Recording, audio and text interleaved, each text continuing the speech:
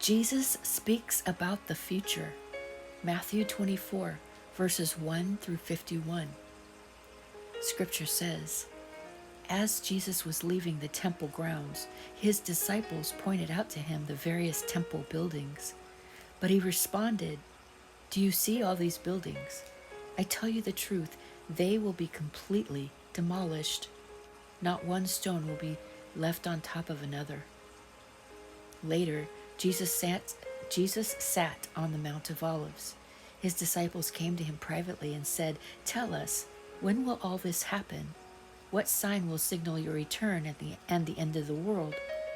Jesus told them, don't let anyone mislead you, for many will come in my name, claiming, I am the Messiah. They will deceive many, and you will hear of wars and threats of wars, but don't panic.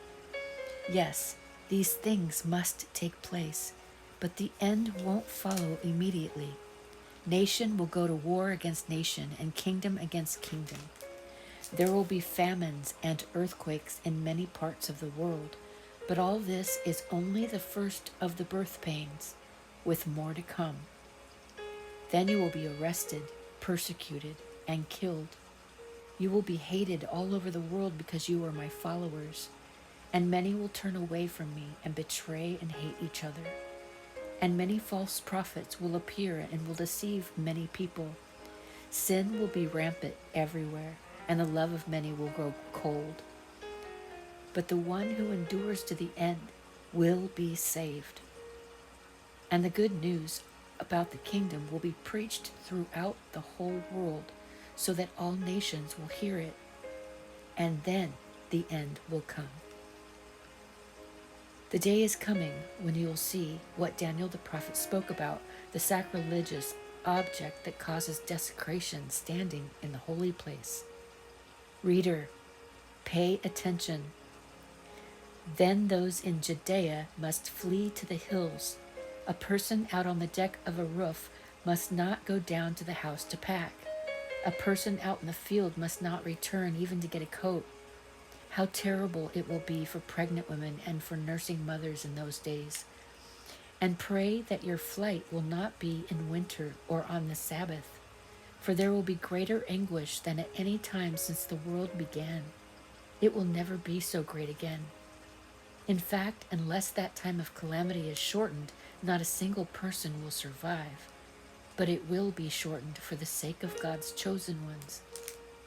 Then, if anyone tells you, look, here is the Messiah, or there he is, don't believe it.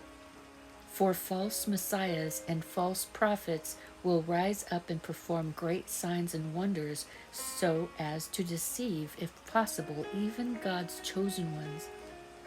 See, I have warned you about this ahead of time. So if someone tells you, look, the Messiah is out in the desert, don't bother to go look. Or, look, he is hiding here.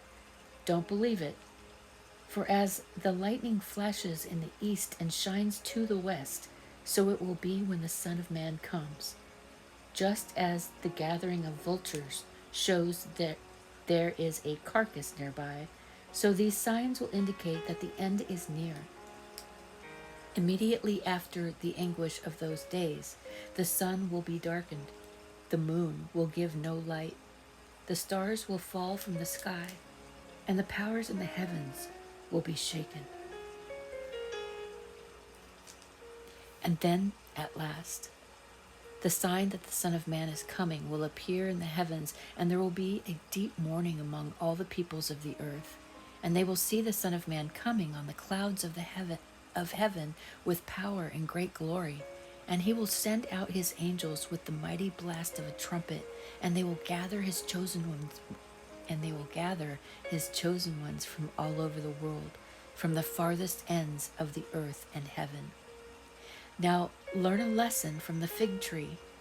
When its branches bud and its leaves begin to sprout, you know that summer is near. In the same way, when you see all these things, you can know his return is very near, right at the door. I tell you the truth, this generation will not pass from the scene until all these things take place. Heaven and earth will disappear, but my words will never disappear. However, no one knows the day or hour when these things will happen, not even the angels in heaven or the Son himself. Only the Father knows. When the Son of Man returns, it will be like it was in Noah's day. In those days, before the flood, the people were enjoying banquets and parties and weddings right up to the time Noah entered his boat. People didn't realize what was going to happen until the flood came and swept them all away. That is the way it will be when the Son of Man comes. 2 men will be working together in the field. One will be taken, the other left. 2 women will be grinding flour at the mill. One will be taken, the other one left. So, you, too, must keep watch, for you don't know what day your Lord is coming. Understand this. If a homeowner knew exactly when a burglar was coming, he would keep watch and not permit his house to be broken into. You also must be ready all the time, for the Son of Man will come when least expected. A faithful, sensible servant is one to whom the master can give the responsibility of managing his other household servants and feeding them. If the master returns and finds that servant has done a good job, there will be a reward. I tell you the truth, the master will put that servant in charge of all he owns. But what if the servant is evil and thinks, my master won't be back for a while? And he begins beating the other servants, partying and getting drunk. The master will return unannounced and unexpected, and he will cut the servant to pieces and assign him a place with the hypocrites.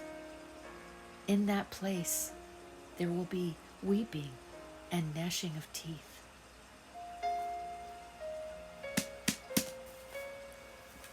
There you have it. Jesus speaks about the future. Matthew 24. Thank you for leaning in, and I hope you receive that today. Keep it light, keep it real, keep it moving. God's way, God's rhythm. In Jesus.